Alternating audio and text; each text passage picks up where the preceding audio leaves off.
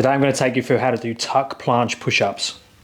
So step one, we need to work out whether we have the prerequisites or we pass the assessment to be able to do tuck planche push-ups.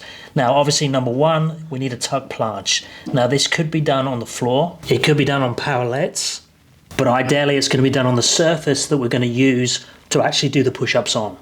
Because it's very different to do a tuck planche on the floor when my hips are already nice and high relevant to my hands and already basically in line with the shoulders, than to do it in this position where my hips are now much lower and I need to get up into that position and hold. So you might need to play around with different setups, make sure that you're comfortable with the one that you're using, both from being able to get into the position, but you probably also need to use the variation that you have the strongest planche in. So if you've been training with parallettes on the floor for your planche, I'd recommend you go onto high bars like this. And if you've been training your tuck planche on the floor, then I recommend you go onto boxes or low steps like this. And then from a dynamic strength point of view, we need to check that you have dips. Now most people that have a tuck planche will be able to do dips okay, but it's worth checking and see if there's any gaps there, because you're not going to be able to go up and down in a planche if you can't go up and down in a dip. Now I need to do the same with the bottom position, so check we can go into that bent arm planche position. Again on the surface that we're going to use, so on the high P bars or on the lowest steps. But this should be a comfortable position that you can at least breathe in, ideally hold a conversation. Because that's a position where we're going to change direction and go back up again. Next is slow eccentrics between that top position and that bottom position. We want to show control at the top, so be able to hold here, and then we're going to slowly, trying to keep the shoulder and the hip in line, lower down to that bottom position before we add another hold, again showing control. So I would test this with a few reps, make sure you're nice and comfortable at the top, on the eccentric through that full pathway down to that bottom position, and then the hold at the bottom.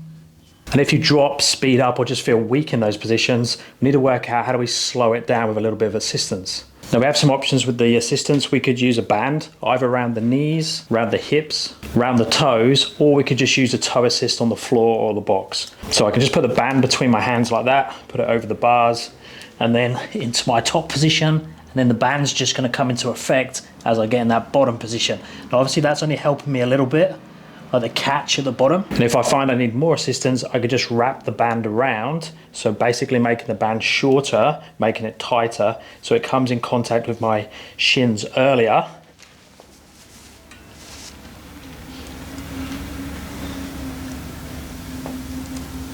Like that.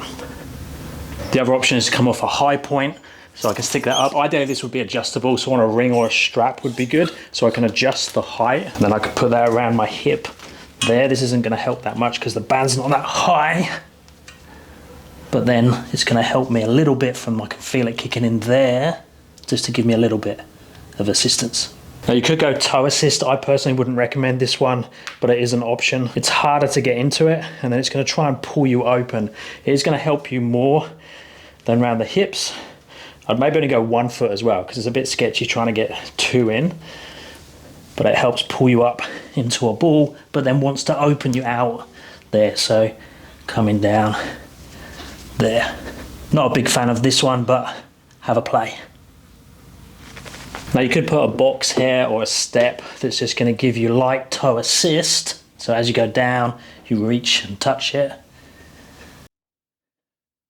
Or depending on your height of your setup, you could use the floor. That's definitely the case with these boxes. So I can give myself just a little bit of toe assist as I come down into the position. Next we have partial range. So what I like to do with the partial range is I'll go down a little bit, go back up, and then do a full eccentric. So at the top position, hold, come down like halfway, back up, hold, and then do a full eccentric to your finished position, pause, and then come back out. Now that's really good because you're getting some concentric on the way back up, but you're also getting that full range of motion on the way back down. Because the issue with only training the partial range is that you're only going to train or only have time under tension in that pathway or that percentage of the movement when we're missing this chunk at the bottom. So by doing the partial range up and down plus the eccentric, you're filling all of the gaps. And then obviously you would just keep increasing that range of motion until you hit the full range. So top position all the way down to your bottom position and back up again. When we're looking at the full range, we could obviously use all the assistance options that we did with the eccentrics, but now we're going down and back up. And a nice way of doing that would be to do a full repetition without assistance,